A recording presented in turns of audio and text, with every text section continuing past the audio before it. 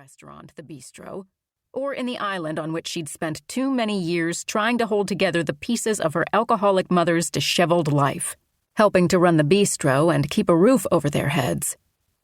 Deirdre had fled immediately after high school to attend Boyer University in upstate New York with her bestie, Sutton Steele, and had finally started living her own life. But self-preservation had consequences, and Abby had been stuck caring for their mother in Deirdre's absence. That sucked. But what choice had Deirdre had at the time? Stay on the rinky-dink island running a restaurant she resented and putting her drunk mother to bed while her dreams went to pot? Besides, Abby had encouraged her to go, and Deirdre had clung to that support like a lifeboat in her sea of guilt as she'd set out to prove herself to Abby, and maybe even to stick it to her mother and show that she couldn't hold her back. Deirdre stared at the ceiling, discomfort simmering inside her. She'd thought her resentment toward the island and all that it represented might ease now that her mother was gone. But painful reminders lingered like ghosts in the wind, and the house and her bedroom were filled with them. Abby and Aiden had done a great job of sprucing it up. It was absolutely gorgeous. To anyone else, it would seem warm and inviting. But there wasn't enough paint on the planet to obliterate Deirdre's painful memories. How many nights had she snuck out the window just to sit on the hill and look out at the water to keep from drowning in her mother's wake? Maybe she shouldn't have come back, but she couldn't do that to Kate. The start of her impromptu hiatus had lined up with the day Kate and all their friends were fixing up her new tattoo shop.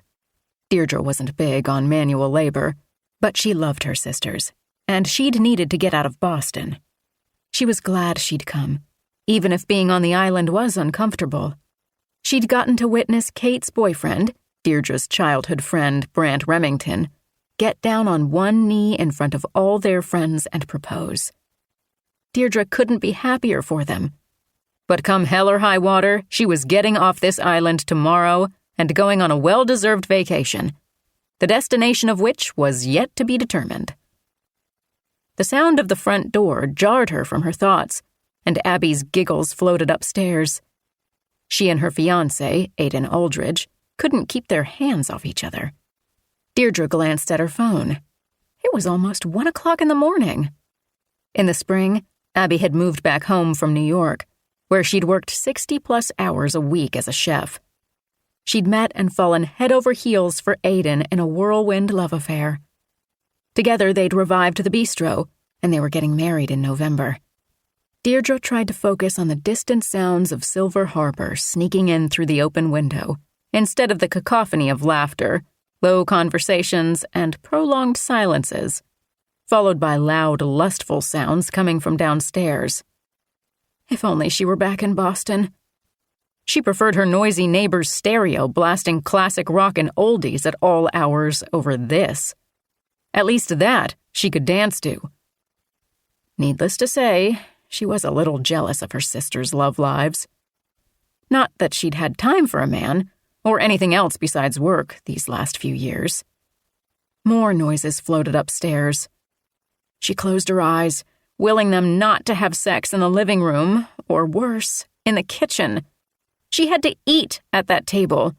Oh, God, that's probably what Aiden is doing. She squeezed her eyes shut. Delete, delete, delete. What was she thinking, staying in her old bedroom? She should have stayed in the apartment over the garage. Why hadn't she thought of that from the get-go? A loud thud rattled the walls, followed by more laughter. Deirdre flew out of bed.